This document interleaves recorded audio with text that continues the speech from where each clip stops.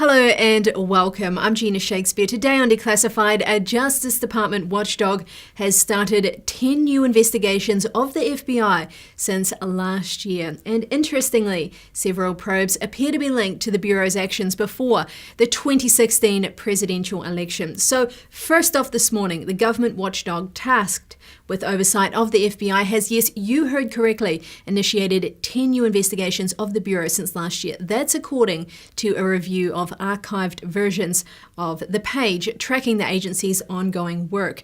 So the Department of Justice Office of the Inspector General, OIG, is best known for its ongoing investigations of the FBI's use of a Foreign Intelligence Surveillance Act FISA warrant to spy on Trump campaign associate Carter Page. The Inspector General has nearly completed that investigation and is expected to release a report in the coming weeks. But the FISA inquiry is one of at least 6 Inspector General inquiries which appear to be directly related to FBI and DOJ activities targeting the Trump campaign before the 2016 presidential election. Now, all 6 of the investigations were made public on the OIG's ongoing work page between January of 2018 and April this year. The Inspector General's office declined to provide the exact dates when each investigation was initiated and declined to provide further information about the inquiries.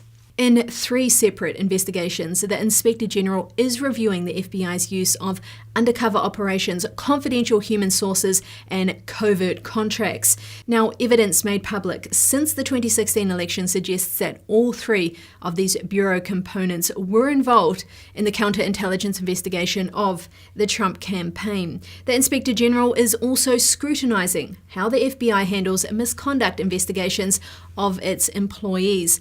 This probe may include the many FBI officials who have either been fired from or left the Bureau since 2017. And let's add our Epoch graphic right now. The fired FBI officials include Director James Comey, Deputy Director Andrew McCabe, and Deputy Assistant Director Peter Strzok.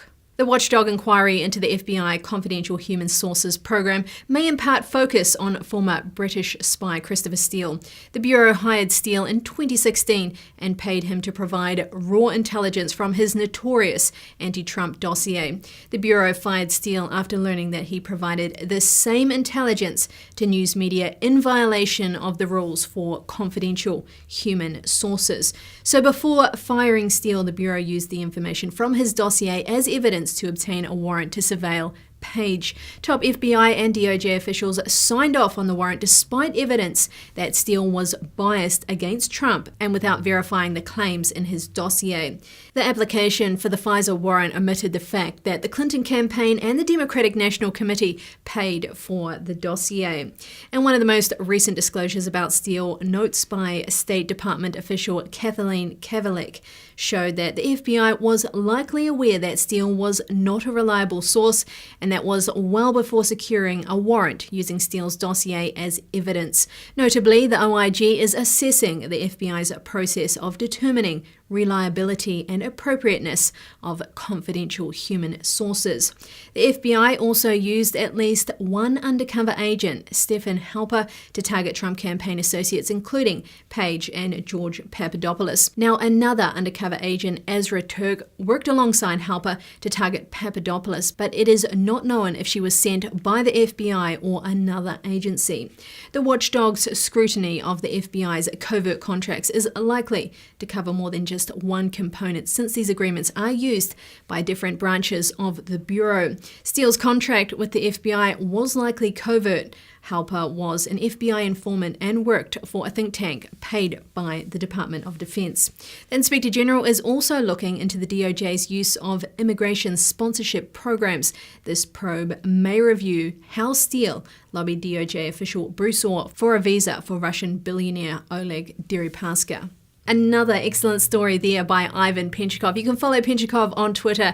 He's another one of our top political writers at the Epoch Times. No sensationalism, no opinion, just the facts at Ivan Penchikov. Also, hit the subscribe, the bell, and if you like this video, please give it a thumbs up.